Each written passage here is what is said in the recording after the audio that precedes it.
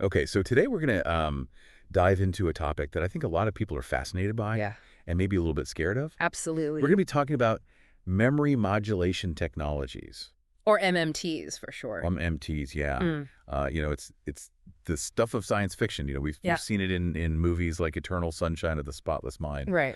And it's kind of, even in Harry Potter, you have that obliviate spell Yeah, where you can just erase somebody's memory. So this has always kind of been this really, tantalizing idea right. that maybe we can manipulate memories. And what's so interesting about it is that it's becoming less and less science fiction as neuroscience progresses. Exactly. And the research that we've seen on MMTs, Yeah, the ethics surrounding it, right. it's a really fascinating area and it's moving quickly. It really is. Yeah. So for this deep dive, we're going to try to extract the most important nuggets of knowledge about memory manipulation for you, our listener. We're going to look at the science behind it, the potential methods, ethical considerations, and what the future might hold for this area. So why don't we start with just, kind of a basic definition. Okay. What is memory manipulation? So memory manipulation basically refers to the processes, Yeah. the scientific processes that can alter, weaken, or even erase memories. And it can even enhance memories as Right. well. Okay. So this has obviously been a huge area of interest for treating things like chronic diseases, Right. especially as they relate to mental health. So Yeah, it's not like you just open up somebody's brain and yeah, flip a switch to erase something. no, it's not like in Men in Black where they just flash a light in your face Yeah, and exactly. the memory's gone. This is It's a far more complex. really complex process. We've looked at a lot of material that shows just how memory is formed Yeah. and how it's stored and how it's accessed. It's really a dance between different brain regions. Obviously, the hippocampus plays a Right. Yeah. huge role. Also, the amygdala, networks of neurons, Right. and it's all very complex. And the material that we've seen suggests that our memories aren't perfect video recordings. Right. Of the past. Past. This is what Dr. Elizabeth Loftus's work has shown, is that memories can be influenced by Ah, things that happen after an event even. yeah, it's malleable. It's malleable. It's not set in stone. It's not set in stone. So what are some of the ways that scientists are looking at to actually work with and manipulate these memories? Well, there's a lot of exciting research going on in a variety of areas. One key area is pharmacological intervention, Okay. so using drugs. Like, So one example is propranolol. okay. Now, propranolol is being studied for its ability to reduce the emotional intensity of traumatic memories. And the way it works is that, you can think of a memory like a file on your computer. When you open it up, it becomes temporarily editable, Mm. and before you save it again. And so reconsolidation is this window when the memories are open and editable. And the idea is that drugs like propranolol interfere with that resaving process, Oh, particularly for the emotional aspect. I see. Okay, so they're They're- targeting the feelings They're targeting, the feelings associated with. associated with the memory rather than the memory itself. Okay, so Another drug that's being explored is decycloserine, okay, and this one is being investigated for its ability to strengthen memories. okay, So it's basically making that saving process more robust. okay. And so what about So those are two examples. more direct ways of kind of interacting with the brain? Right. So that leads us to neuromodulation techniques. Okay. So one of these that's being researched is deep brain stimulation, or DBS. And that involves surgically implanting electrodes to deliver electrical impulses to specific areas of the brain. So they're actually Going in. into the brain. They're going into the brain. Oh. Now, it's currently being used to treat things like Parkinson's disease, Okay. epilepsy. But researchers are also looking into its potential for memory enhancement, Okay. particularly in areas of spatial learning, Okay. and also for Alzheimer's disease. Interesting. Yeah. Have they had any success with that? Well, the research that we've seen suggests that the success has been limited, Okay. and there can even be negative effects on memory as well. Okay. So Well, that's a little bit concerning. it is a little bit concerning. It's a powerful tool that obviously needs to be used very carefully. Right. Um, So it sounds like that's a pretty targeted approach. They're able to kind of really hone in on a specific area. Yeah, traditionally, DBS has offered a high degree of spatial specificity, Okay. meaning it can target very precise locations in the brain, and temporal specificity, so it can deliver the stimulation at a very precise time. I see.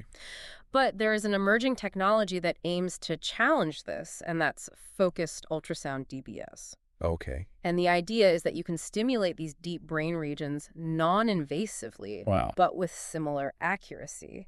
So you don't have to actually go in. You wouldn't have to actually go into the brain That's to amazing. stimulate those areas. Yeah. Wow. So that's kind of an emerging area in DBS. That's really interesting. That's really fascinating. Yeah. And then there are those non-invasive brain stimulation techniques that we hear a lot about, things like TMS and PDCS. Right? Where do those fit in? So transcranial magnetic stimulation, or TMS, uses magnetic pulses to stimulate brain activity.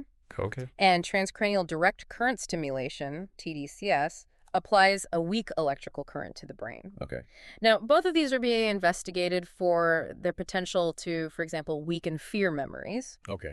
and also just alter brain activity patterns in general. But it's important to note that there are potential risks associated with these techniques. Right. And TDCS, especially when used outside of a medical setting without proper supervision, Right. could have serious consequences. Okay. And then we also came across some information about ECT. Right. Electroconvulsive therapy. Electroconvulsive therapy. How does that fit in? So ECT is primarily used to treat severe mental health conditions like major depression, Okay. but it's associated with memory loss as a side effect. Okay. It's not so much a targeted method for memory manipulation, Right. but it's something that can happen as a result of the treatment. Okay. So that's drugs and direct brain interventions. Right. What about ways to affect memory through more psychological methods? So psychological methods are actually well established and widely used. Oh, right. So one example is extinction therapy, also known as exposure therapy. Right. And this therapy actually takes advantage of that reconsolidation window we talked about earlier. And so the way it works is that someone is repeatedly exposed to a feared stimulus in a safe environment. And over time, the emotional fear response linked to that memory is weakened. I see. Another area is suggestive memory retrieval techniques. Okay. And this is a bit more controversial because research has shown how easy it is to implant false memories Oh, wow. through leading questions or suggestive scenarios. Yeah. So, this really raises concerns about the reliability of memory. That's a little bit frightening to think. It is a little bit frightening, yeah. On a more positive note, there's also targeted memory reactivation, TMR. Okay. Which is being investigated as a way to strengthen memory recall without any invasive procedures. Okay. So this often involves replaying cues that were present during learning, like specific sounds or smells, Okay. while a person is sleeping. Interesting. And it can actually enhance their memory recall. Wow. So it's really this whole spectrum It is. of different approaches being used. Yeah. And some of the stuff we looked at was even Cutting edge, yeah. cutting edge research that's mostly in animal studies right now. Yes, and this is where things get really interesting. Yeah. One technique is called optogenetics, and it involves using light-sensitive proteins that are introduced into specific neurons in the brain. Okay. And this allows researchers to control the activity of those neurons with light. Oh, wow. So they're able to control memory. They're able to, control memories with light. So they've been able to do things like create false memories in rodents, change whether a memory is perceived as positive or negative, and even selectively activate or inactivate or create new memories. Wow. It still sounds like science fiction. It does. To me. It does. And what about other kind of groundbreaking lab research that's going on? Well, another area that has a lot of potential is CRISPR gene editing technology. Oh, CRISPR. Yeah. And so the idea here is that you would use this incredibly precise tool to target the genetic mechanisms underlying memory formation and storage. Wow. And this could allow for even more selective erasure or activation of memories. But it's all very theoretical at this point. theoretical and experimental. Yeah. And it's interesting, how even the simple low-tech approaches like mnemonic devices still play a role in memory enhancement. Yeah, mnemonic devices are a great example of how you can enhance memory without any fancy technology. Yeah. The TED Talk that we looked at. Yeah, that was really fascinating. Really brought this to life, where you're using bizarre imagery to memorize lists. It's just a testament to the brain's plasticity. Yeah, absolutely. Okay, so we have all of these tools available and potential tools. This really brings up the question of, even if we can do this to alleviate suffering, should we? Right. Is it ethical to manipulate our memories? That's the big question. Yeah. That's the ethical dilemma. Yeah, it is. And one of the arguments against widespread use of memory manipulation Yeah. is that our memories are so deeply intertwined with who we are. Yeah. Both the good and the bad. Right. They shape our identity, our growth. They form the narrative of our lives. It's our story. It's our story. And, removing painful memories might mean losing important lessons we've learned, essential aspects of our emotional depth. Right. It's like taking a brushstroke out of the painting of your life. Yeah. It's like selectively editing your autobiography. And then, we also have to think about the potential negative implications beyond the individual level. Absolutely. And that's a huge concern. Societal level. Yeah, societal level. Yeah. The potential for misuse is huge. Right. If this technology becomes readily available, Yeah. Could it be weaponized? Right. Could it be used to erase? Could it be used to erase populations? Collective memories. Reshape countries. Yeah. It's sort of to think about. It is. What about the more social and legal kind of ramifications? Yeah. If this becomes more commonplace? Well, then we start getting into questions about, who has the authority to alter memories? Right. What happens to the authenticity of a memory that's been intentionally changed? How does this affect our relationships? Right. Which are often built on shared experiences. Shared memories. Yeah. So, and there's also the concern about unintended consequences of MMTs themselves. Right. Like, for example, if we enhance memory broadly. Yeah. Will this lead to the persistence of minor negative memories? Right. That would normally fade away. That would normally fade away. But now they're causing undue anxiety. Yeah, or if we remove the feeling of guilt. Or the feeling of guilt. About a past action. Associated with a past action. Does that lead to a lack of accountability in the future? Right, right. So there's a lot to think about. Yeah. And it's not just about the intended effects, right? Yeah. The technologies themselves have their own set of potential risks. Absolutely. And the research really highlights this, that, there are potential risks such as unintentionally triggering or worsening traumatic memories, unwanted shifts in mood, even impairment of other cognitive functions. Right.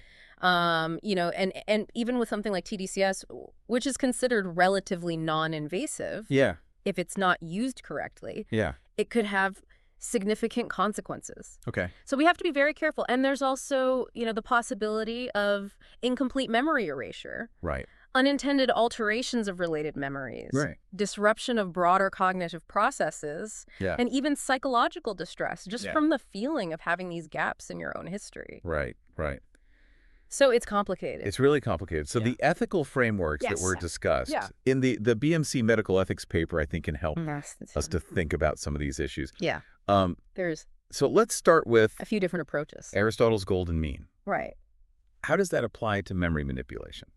Well, Aristotle's golden mean, just to remind everyone, is the idea of finding balance in our emotions and actions. Right. So this virtuous middle ground. Right. The virtuous middle ground between extremes. Right. And when we think about memory modulating technologies through this lens, it raises questions about whether these tools disrupt that balance. Okay. For example, if you excessively enhance memories, could this lead to constant rumination, amplified emotional responses, or if we inappropriately dull or erase emotions through memory editing, could this lead to a lack of empathy or accountability? Right. So, the paper even touches on this idea that the paper argues that we should strive for the right emotional response. Right. At the right time. And memory manipulation could interfere with that. So it's not just about minimizing negative emotions. Right. It's about having the appropriate response for the situation. Exactly. Okay. And then the paper also talks about Yes. different ways of thinking about authenticity. Right. So how does Which is really relevant when we talk about altering memory relate to our memories? Yeah. Yeah. So Earler's 3 perspectives on authenticity, wholeheartedness, the existentialist view, and the true self, these offer really valuable ways to examine this. Okay, so let's start with wholeheartedness. Okay, so wholehearted authenticity involves acting in accordance with beliefs and desires that we deeply identify with. Okay. And the idea is that if memory editing or broad memory enhancement changes those underlying beliefs or desires, it could lead to actions that don't feel genuinely us. Right. So, okay, so that's... What about the existentialist view? Okay, so the existentialist view emphasizes the importance of making free and conscious choices Okay. and taking responsibility for them Right. and avoiding what they call bad faith, Okay. which is when we deny our freedom due to societal pressures. Right. And so the paper raises this question, Yeah. is memory manipulation But it a form of bad faith? be a form of bad faith. Yeah, especially if it's driven by societal pressures or if we later try to blame the memory alteration Right. for our actions. Okay. And then finally, the true self perspective. Right. So the true self perspective relates to our understanding of our own personal narrative, Right. the core aspects of who we are, Right. and the frameworks we use to make sense of our lives. Yeah. And so memory editing How does manipulating that? really impacts that personal narrative Yeah. and our sense of self-coherence and truthfulness. Even if our fundamental values don't change, Right. the paper argues that, tampering with the past is a significant threat to this authenticity. Okay. So even with good intentions, it can really make someone feel less themselves. It really can. And there's an argument that memory modulating technologies could help us be more authentic Right. by alleviating intrusive memories Right. that are preventing us from living fully. Right. Okay. However, the idea of true self is defined as our actual lived self, Right. not some idealized version. Okay. So restoring lost memories in a condition like dementia might improve clarity Right. and align with this true self account. Okay. But, the risk of unintended changes and side effects is still a problem. Right. And then the issue of consent also Huge issue. seems really important Yes, and difficult. it is. But- And this is especially relevant for individuals Yeah. Individuals with mental health conditions. with mental health conditions. Can someone who's experiencing, let's say, intrusive fear memories Yeah. truly give Truly consent consent to have those memories altered. to have those memories altered? The paper references legal frameworks Yeah. that stipulate you must understand the nature and effect of a treatment Right. to give consent. So, which self should we prioritize in terms of agency and values? The self before the memory manipulation or the self after? That's a really That's a tough one. tough one. Yeah. And, the paper suggests that Yeah. we should primarily consider the informed and autonomous consent of Yeah. the pre-MMT self. Okay. And the post-MMT self would need to accept that decision Okay. and strive to live authentically with Right. their altered history. Okay, but how do you determine Maybe someone's... that's the ideal, but how do you get there? Yeah, exactly. Who has the... And the paper acknowledges the difficulty in determining, Right. when individuals Yeah. with mental disorders Yeah. have the capacity to give truly informed consent. Right. For these interventions. And it suggests that the golden mean Okay. could be a useful guiding principle. Okay. So, considering... Considering the person's understanding Yeah, considering the person's understanding of If you potential want, outcomes. before the MMT. Before the MMT. Okay. And the BMC medical ethics paper even goes so far as to outline a model Yeah, it does. for approaching It's systematic. these ethical dilemmas. It does, and it's really helpful. Yeah. What are the core components of that? Well, the model emphasizes informed consent as the foundational element. No one. So, the person needs to have capacity to understand. Right. They need to have comprehensive knowledge on Yeah. potential side effects. Okay. And then it considers the potential unwanted consequences through the lens of the golden mean. Okay. So evaluating whether the manipulation is likely to move the individual closer to or further away from Right. a state of balance and well-being. And finally, it addresses the impact on authenticity. Oh. And it acknowledges that while MMTs might lead to a sense of inauthenticity in terms of one's personal narrative, Right. that doesn't automatically rule out Oh. their use, Okay. especially if the benefits outweigh the perceived loss Right. to the true self. Right. So it's this balancing act It's a balancing act. between, alleviating suffering, Right, but also the harms to identity right, exactly. and right. well-being. And then the paper also makes an interesting distinction between focusing on implicit versus explicit Right, implicit versus explicit memories. memories in these manipulations. Yeah, so a lot of the techniques are actually focusing on altering the emotional component of a memory. Okay. So the implicit memory, the feeling associated with it. Yeah. rather than erasing the factual details, which is the explicit memory. You might remember what happened. You might remember what happened. But the emotional... Like the emotional intensity. Intensity is gone. And this raises questions about self-deception and authenticity. Yeah, how does that... So, using MMTs to reduce the impact of a trauma, that might help them confront the factual memory without the fear. Okay. So that might kind of go against the self-deception in an existentialist sense. But the true self account, still faces challenges because that emotional narrative of the past is being altered. Okay. And, the paper suggests that ethically the individual has to kind of embrace their post-MMT self as their new true self. Right. It's a really strange thing to think about. It is. It's a strange thing to think about. Yeah. It really is. So what does the future hold for MMTs? What do the sources suggest? Well, the advancements are happening so rapidly. Yeah. It's looking like clinical applications are going to be more and more likely in the coming years.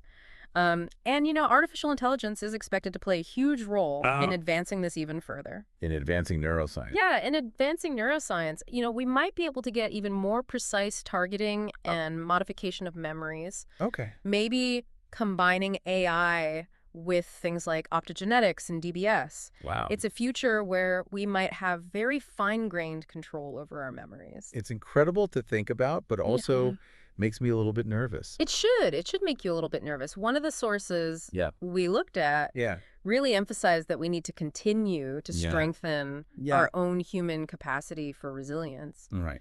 And coping with difficult memories. Okay. Rather than just erasing them. Right. As an alternative. As an alternative. Or maybe even in addition to. Or in addition to, yeah. Right, right. Okay. It seems like regardless of the system, technique and social policies. Ethical frameworks, social policies are going to be so important as we move forward. Yeah.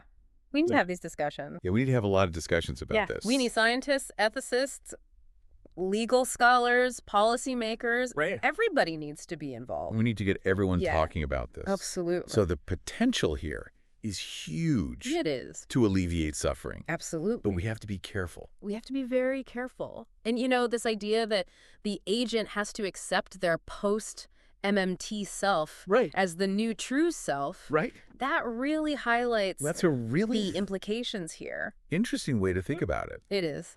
Okay, so we've gone over a lot of information today about memory modulation technologies. We have... Very complicated. Very complicated. Topic.